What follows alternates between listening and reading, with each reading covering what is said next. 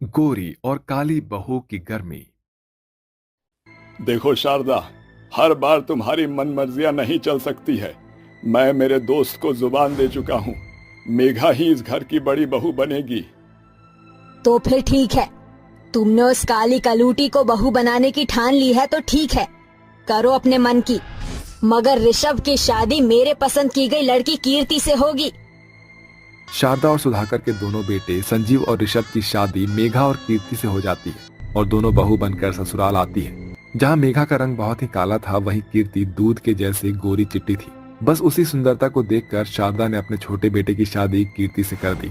जहाँ ससुराल की दहलीज पर खड़ी कीर्ति अपनी सुंदरता पर नखरे दिखाते हुए कहती है, ओह गॉड, कितनी गर्मी है यहाँ। सासू माँ, क्या मैं अपने कमरे में जाऊँ? अरे हाँ हाँ बहू जा। कीर्ति के जाने के बाद शारदा मेघा का स्वागत किए बिना ही सोफे पर बैठ जाती है। मेघा जैसे अपने बेडरूम की ओर बढ़ने लगती है, शारदा उसे रोकते हुए बोलती है, अरे ओ नजर बट्टू, कहाँ चल दी? ये बिखरा घर क्या तेरा बाप आकर साफ करेगा?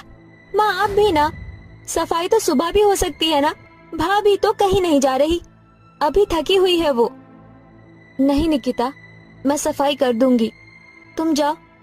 शादी के पहले रात ही मेघा को उसके गोरे ना होने की गलती पर पूरे घर को साफ करना पड़ता है, जिस कारण उसे सोने में 2 बज जाते हैं और सुबह के 5 बजते ही मेघा आधी अधूरी नींद के साथ उठ जाती है। मेघा,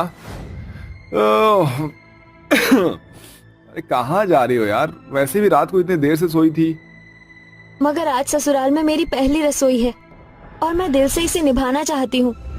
बेचारी काली बहू जबरदस्ती जागकर भरी गर्मी में साफ सफाई करके नहा धोकर सीधे किचन में आकर सभी के मनपसंद का खाना बनाकर टेबल पर सजा देती है। जिसके बाद पूरे घर वाले खाने की मेज पर आ जाते हैं, जहाँ कीर्ति जानबूझकर नखरे करते हुए कहती है, ओह गॉड जेठानी जी, दिस इज टू मच। इतनी गर्मी में इतना स्टिकी और हैवी खाना कौन खाता है? मगर कीर्ति, आज पहली रसोई की रस्म थी और उसमें तो यही सब बनाया जाता है। भाड़ में गई रस्म। अरे बॉडी मैनेजमेंट नाम की भी कोई चीज होती है? सच बात तो ये है कि आपको मेरी गोरी चिट्टी रंग और सुंदरता से चिढ़ है, जिसे खराब करने के लिए आपने ऐसा खाना बनाया है। हद होती है नखरे की। एक तो बड़ी भाभी ने गर्मी में पसीना बहाकर हमारे लिए इतना कुछ बनाया और आप उसमें कमी निकाल रही हैं। अगर आपको भाभी का बनाया खाना नहीं खाना तो अपना हाथ पांव चलाइए और किचन में जाकर बना लीजिए आपको जो खाना है। निकिता को काली बहू के बचाव में बोलता देखकर सास का खून खौल उठता है। निकिता खबरदार जो बीच में बोला। पता नहीं इस काली चुड़ैल ने मेरी बेटी को ऐसी भी कौन सी घुट्टी घोलकर पिला दी है जो ये उसकी चहेती बन गई है। अरे ओ कोयला खदान, तू खड़ी क्या है? जाकर मेरी बहू के लिए ऑरेंज जूस बनाकर ला। जी माँ जी। बेचारी काली बहू रोते हुए रसोई घर में आकर कीर्ति के लिए जूस बनाकर देती है। ऐसे ही दिन ढलते जाते हैं, जिसके साथ गर्मी और बढ़ जाती है, जिसे देखकर शारदा अपनी गोरी बहू के साथ मिलकर काली बहू का जीना मुहाल कर देती है। मेघा, अरे ओ मेघा, कहाँ मर गई? बेचारी बहू बर्तन छोड़कर भागी भागी बाहर आती है। जी माँ जी, आपने बुलाया? क्यों री कलमुही? अरे कान क्या कोल्हापुर कुरियर कर दिए हैं जो एक बार में सुनती नहीं? माँ जी, मुझे तो लगता है चेहरे की तरह कानों में भी काले रंग की धूल भर गई है।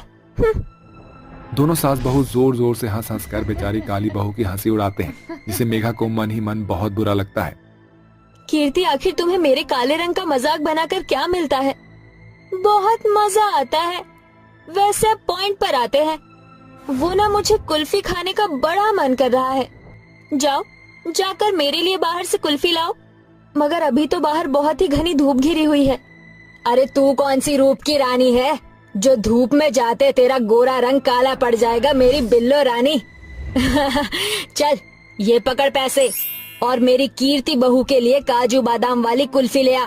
न चाहते हुए भी बेचारी काली बहू को चिलचिलाते गर्मी में नंगे पांव बाहर निकलना पड़ता है, क्योंकि कीर्ति और शारदा ने सारी चप्पलें पहले ही छिपा दी थी। आह माँ, मेरे पाँव। गर्मी के कारण पूरी जमीन तबे की तरह तप रही है। मेघा कुल्फी लाकर कीर्ति को दे देती है। तभी मेघा की नजर अपने पैरों पर पड़े छाले पर जाती है। फिर भी वो अपना दर्द मारकर सारा दिन काम करती रहती है। तभी उसके पाँव में पड़े छालों से खून फर्श पर लग जाता है, जिसे सुधाकर देख लेता है। अरे बड़ी बहू, अरे तेरे पाँव से खून बह रहा है बेटा। अरे निकिता बेटी, अरे जरा देख तो सही। पिताजी, भाभी के पैरों में छाले पड़े हुए हैं। चलिए भाभी। अरे तुम दोनों बाप बेटी का बस चले तो इस फूल कुमारी को कुछ करने ही ना दो। अरे ऐसी काली बहू के मरने से भी क्या गरज पड़ जाएगा। इसे कमरे में लेकर चली जाएगी तो ये जो बाकी का काम पड़ा है ये कौन करेगा। अरे भाग्यवान, तुम में थोड़ी भी इंसानियत बची है कि नहीं। अरे बेचारी बहू का पैर खूनम खून हो रहा है और तुम्हें काम की पड़ी है। अरे छोटी बहू, जब तक बड़ी बहू के घाव नहीं भरते हैं तू करेगी काम। समझ में आया हमारा बात।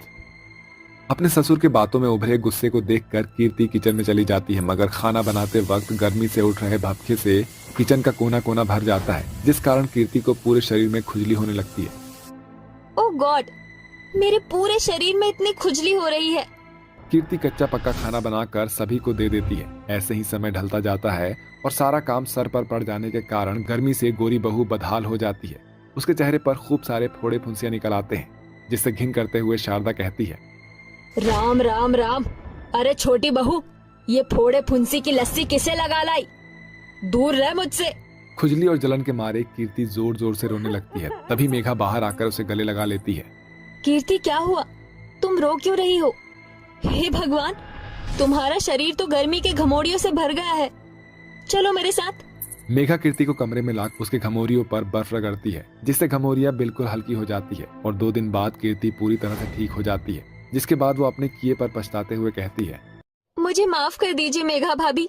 मैंने आपको हमेशा आपके काले रंग को लेकर ताना कसा, मगर जब तक आपका दर्द महसूस कर पाई तब तक मेरी सुंदरता इन घमौड़ियों से घिर गई और सासू माँ ने मेरे साथ वही सलूक किया जो आपके साथ इतने दिन से हो रहा था। आज ये साफ नजर आ गया कि सासू माँ किसी की भी सगी नहीं। कीर्ति की फटकार से शारदा का सर जमीन में गड़ जाता है। तभी मेघा बोलती है, ऐसा नहीं कहते कीर्ति। माँ जी जैसी भी है वो हमारी सास है और फिर हर सास चाहती है कि उनके घर सुंदर बहू आए, मगर मैं ठहरी काली। मेरे मन में माँ जी के लिए कोई गिला नहीं, क्योंकि भगवान ने मुझे बनाया ही ऐसा है। अपनी काली बहू के मन में हर हालातों में सभी के लिए इतना प्यार देखकर शारदा मेघा के माथे को चूमकर बोलती है, मेघा बहू तू बहुत सुंदर है, बस तेरी ये सास तेरे मन के अंदर झांक कर देख न सकी। तू तो खरा हीरा है। ये मेरी खुशकिस्मती है जो मैं तेरी सास हूँ। उस दिन के बाद शारदा अपनी दोनों बहुओं को एक बराबर दर्जा देने लगती है और काले गोरे की नफरत की नींव हमेशा के लिए प्यार में बदल जाती है। वहीं कीर्ति भी मेघा के हर एक काम में उसका हाथ बटाती है।